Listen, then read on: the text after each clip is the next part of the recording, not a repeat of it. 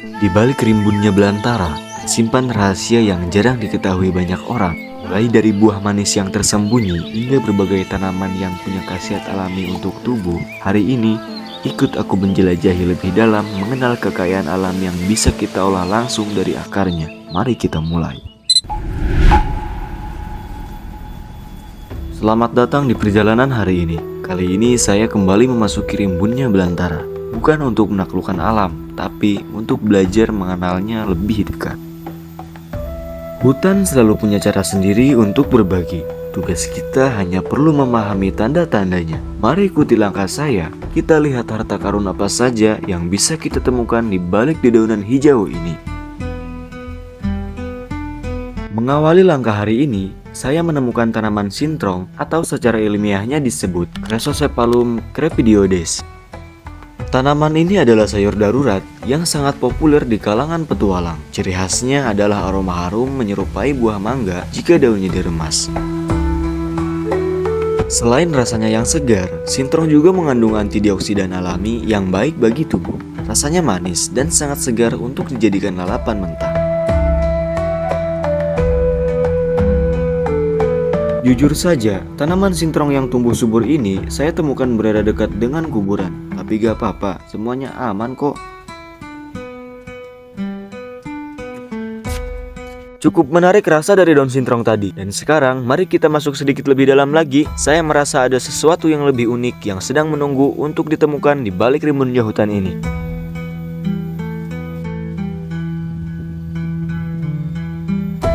Nah, ini dia yang saya cari. Ini adalah buah rendong atau Melastoma malabatricum. Buahnya kecil, tapi jangan salah, rasanya manis sekali. Buat teman-teman yang jika menemukan buah ini di hutan, jangan ragu untuk mencicipinya. Tapi disarankan untuk tidak terlalu banyak memakannya. Dan lihat, saking pekatnya, warna ungu dari buah ini langsung menempel di gigi dan lidah saya. Benar-benar pewarna alami dari hutan. Warna ungu ini susah hilangnya, tapi tidak apa-apa. Kita lanjut cari yang lain.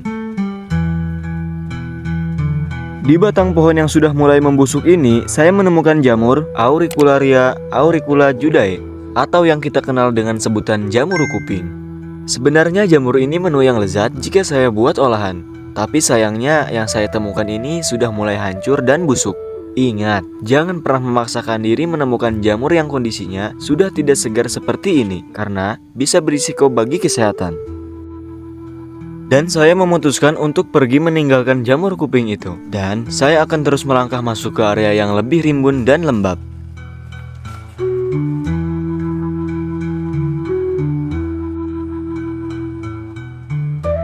Di depan jalan setapak, langkah saya terhenti saat melihat sebuah tanaman perdu dengan buah-buah kecil yang sangat familiar.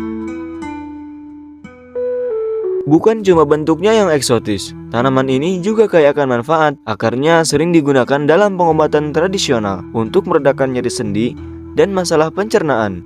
Dan saya coba mencicipi buahnya yang sudah matang. Teksturnya unik dan ada sensasi renyah dari biji-bijinya yang kecil. Persis seperti buah tin, rasanya tidak terlalu manis, tapi ada kesegaran khas buah hutan yang murni. Benar-benar penemuan yang memuaskan di tengah perjalanan ini. Langkah saya terus berlanjut menyusuri rimbunnya semak-semak hutan, sampai mata saya tertuju pada rumpun berduri yang tersembunyi di pojok sana. Setelah saya dekati, ternyata ada buah salak liar yang sedang bersembunyi. Salak liar ini bukan hanya sekedar buah hutan biasa. Di beberapa daerah, bagian dari tanaman salak liar ini sering dimanfaatkan sebagai obat tradisional untuk mengatasi masalah pencernaan seperti diare, karena kandungan taninnya yang cukup tinggi. Sambil berhati-hati dengan durinya, saya coba ambil satu tangkai dan mencicipinya. Rasanya memang jauh lebih asam dan sepat dibanding salak pondok yang biasa kita beli. Tapi ada sensasi segar yang sangat kuat, benar-benar rasa asli dari alam liar.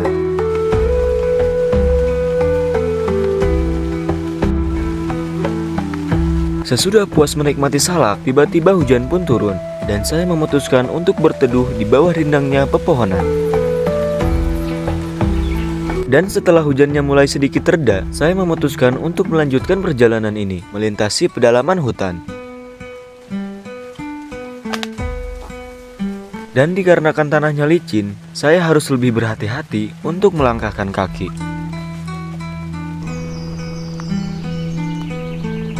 Di sini saya melewati area yang sangat rimbun, yang banyak dipenuhi tumbuhan liar yang menghalangi langkah kaki saya. Dan saya pun harus membabat tumbuhan-tumbuhan liar ini, supaya tidak menghalangi langkah kaki saya.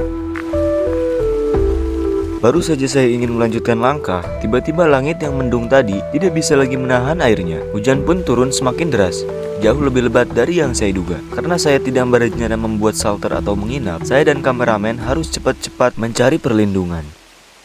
Dan akhirnya kami memutuskan untuk masuk dan berteduh di bawah rimbunnya pepohonan bambu ini. Suasananya jadi sangat gelap dan sedikit mencekam di bawah sini. Saya harus benar-benar waspada memantau area sekitar, karena tempat seperti ini sering menjadi tempat persembunyian ular. Kami hanya bisa terdiam sejenak di sini, sambil menunggu cuaca sedikit lebih bersahabat. Setelah hujan perlahan mereda, saya kembali melanjutkan langkah menembus lembabnya udara hutan. Namun, semakin masuk ke dalam, saya terkejut menemukan area yang tampak sangat bersih dan terawat. Di sana berdiri sebuah rumah sederhana dengan gubuk di sampingnya. Anehnya, meski areanya rapi, tapi tidak ada tanda-tanda aktivitas orang di sini. Karena merasa butuh tempat istirahat yang lebih layak setelah diguyur hujan, saya memutuskan untuk menumpang sebentar di gubuk ini.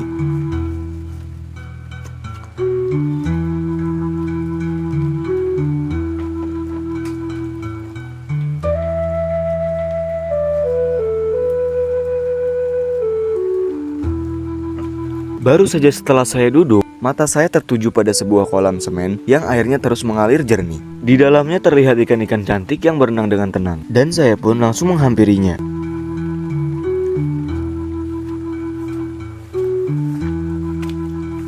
Wah, benar-benar sebuah ketenangan yang tak terduga di tengah hutan.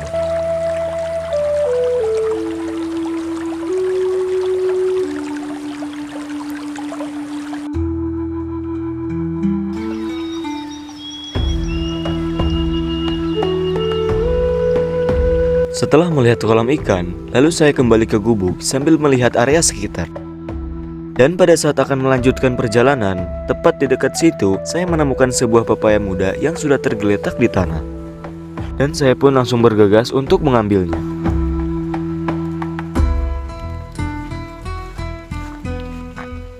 Melihat pepaya ini dan menyadari hari yang mulai merangkak gelap, saya rasa inilah saatnya untuk menyudahi petualangan hari ini dengan sebuah pesta kecil. Sebelum kaki ini melangkah pulang, saya akan mengolah pepaya temuan ini menjadi rujak segar sebagai penutup perjalanan kita di Kodel Rimba kali ini. Setelah menemukan tempat yang cocok, lalu saya mengambil daun pisang untuk dijadikan alas. Dan langsung saya mengupas dan membelah pepaya ini. Setelah pepayanya dibelah dan dikupas, saya langsung mencicipinya. Ternyata dugaan saya benar, pepaya ini cocok untuk dijadikan bahan rujakan karena tekstur dari buahnya masih cukup keras. Dan setelah mencicipinya, langsung saya keluarkan alat dan bahan-bahan lainnya di dalam tas. Dan saya langsung membuat sambal rujaknya.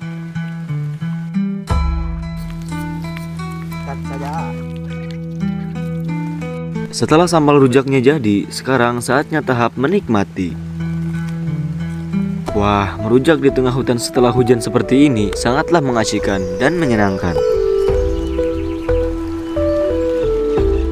Terima kasih sudah menemani perjalanan saya hari ini. Mulai dari menemukan tumbuhan liar yang bisa dimakan dan memiliki khasiat, hingga menembus hujan sampai akhirnya kita bisa merujak tenang di tempat yang asri seperti ini. Hutan kita masih luas dan masih menyimpan sejuta rahasia dan manfaat yang belum terungkap. Jadi untuk kalian yang ingin terus belajar mengenal flora unik Nusantara dan ikut dalam petualangan saya berikutnya, jangan lupa klik tombol subscribe dan nyalakan loncengnya. Saya Kodel Rimba, tetap jaga alam dan sampai jumpa di petualangan selanjutnya.